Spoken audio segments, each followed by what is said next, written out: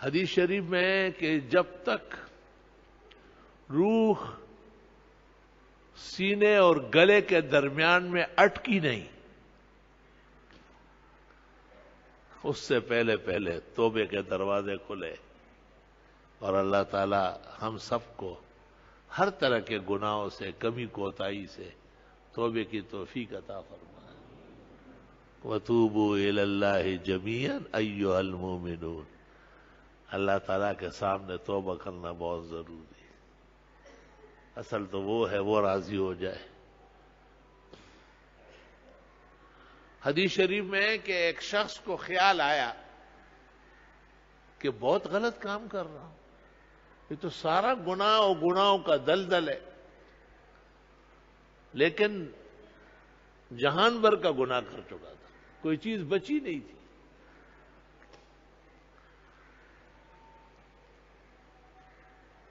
کہتے کہ 99 قتل کر چکا تھا۔ توبہ! اس زمانے کا دہشت گرد تھا، ایک ایک کے پیچھے 116 اور 110 قتل لگے ہوئے، اور ان کے بچانے کے بھی لوگ در پہ ہیں۔ تو واستغفر اللہ واتوب الیہ۔ تو اس کو کہا گیا کہ فلاں جنگل میں یا پہاڑ میں کوئی اللہ والا ہے، اس سے ملاقات کر لو، شاید وہ کوئی ایسا دستور بتا دے، طریقہ بتا دے کہ آپ کے یہ جرائم اور گناہ معاف ہو جائے۔ وہ وہاں روانہ ہوا، پہنچ گیا اس کے پاس۔ اس نے گناہوں کی تفصیل معلوم کی۔ عیسائیوں کے یہاں بھی تفصیل ہے، پادری کو باقاعدہ ایک لڑکا شادی کے ایام میں سب کچھ بتاتا ہے، لڑکی بتاتی، یہ پتہ نہیں کون سے گناہ بے لذت میں یہ لگے ہوئے ہیں۔ اسلام میں ان باتوں کی کوئی ضرورت نہیں۔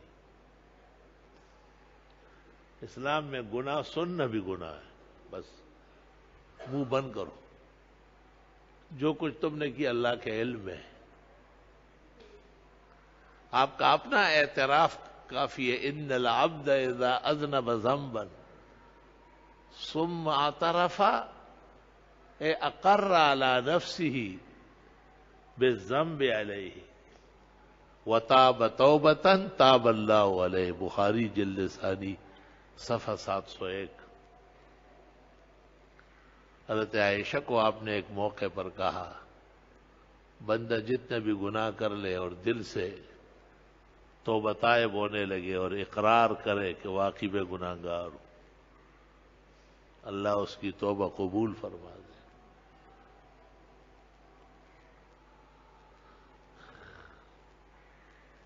علماء دین کبائر و صغائر کا کچھ فرق کرتے ہیں۔ کہتے ہیں صغائر تو نیک اعمال سے ہی معاف ہو جائیں گے، ان الحسنات یذہبن السیئات۔ جیسے کسی نے کسی کے ساتھ سخت باتیں کی، بے خیالی میں اس کو تکلیف پہنچائی، وہ بات کر رہا تھا اور یہ شروع کر گیا، اس کی بات دھرے کے دھرے رہ گئی، غلط ہے، اس کو فارغ ہونے دو پہلے۔ ایسی صورت میں استغفار سے، نوافل سے، تلاوت سے، ذکر و تسبیح سے امید ہے اللہ معاف کر دے گا، کیونکہ اس میں کوئی ارادہ نہیں ہے۔ کچھ گناہ ایسے ہیں کہ وہ بالقصد ہے، ارادتاً ہے، عمدن ہے، اس کو علماء دین کبائر کہتے ہیں، بڑے گناہ۔ بعض علماء دین کہتے ہیں کہ جن کا گناہ ہونا سب کو پتا ہے وہ کبیرہ ہے۔ داڑھی منہ دیکھائیں گے ہمیں معلوم نہیں ہے کہ گناہ ہے، کب معلوم ہوگا آپ کو؟ جب قبر میں منکر نکیر ڈنڈے سوٹے اٹھائے پھر معلوم ہوگا۔ ویسے بھاگنے کی جگہ نہیں ہوگی۔ داڑھی کٹ بھی ہوتے ہیں نا، داڑھی رکھی ہوئی ہے لیکن درمیان سے کاٹی، جیسے ایک رکعت پڑھ کے سلام پھیرے، مسجد کے گیٹ پہ کھڑا رہے اور اب اپنے آپ کو مسجد میں نمازی سمجھے۔ داڑیاں رکھو، واجب ہے داڑھی رکھنا، اور جنہوں نے رکھی ہے اور ان میں کھینچیاں مار رہے ہیں، کھینچیاں کہیں رکھو، علیحدہ رکھو، توبہ استغفار کرو۔ ہماری فقہ کی تمام مطولات اور امہات میں ہے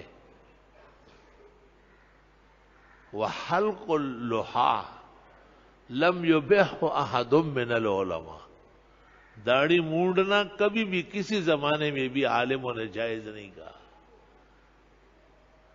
وَأَمَّا أَخْذُهَا مَا دُونَ الْقَبْضِ، اور وہ مٹھی سے کم کرنا، بہت ہی سخت لفظ لکھے یار، یہ دونوں باتیں ناپسندیدہ ہیں، مونڈنا اور چوٹی کرنا حد شرعی سے، حد شرعی یہ مٹھی ہے، بس اس میں پکڑو، اس کے برابر یا اس سے تھوڑی سی زیادہ ہو۔ کہتے جی نوکری ختم ہو جائے گی، نوکری تو ویسے داڑھی مونڈوں کی بھی ختم ہو رہی ہے، پھر اس دن وہ آسمان پہ اڑیں گے کیا؟ یہ داڑھی بے روزگاروں کے لیے ہے کیا؟ کتنے افسران کی داڑیاں، کتنے بڑے بڑے ڈاکٹروں کی داڑیاں، الحمدللہ۔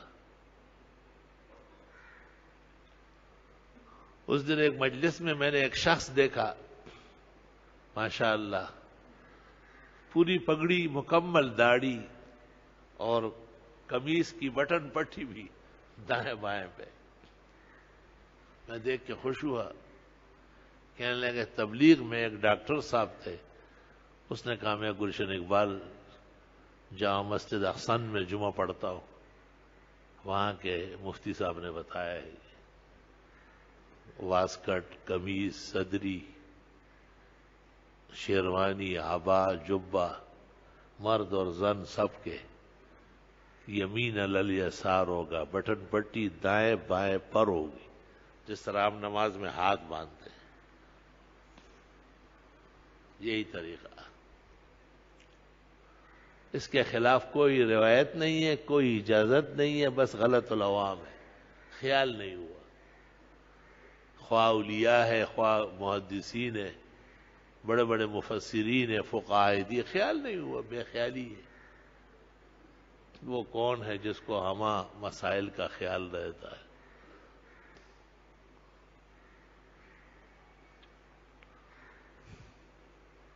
اور بھی دنیا کے اعتبار سے بڑی مالیت بتائی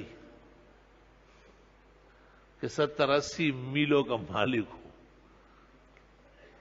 اور لگتا ہے ایسا ہی ہے کہ مل کی مسجد میں جو پیش امام ہوتا ہے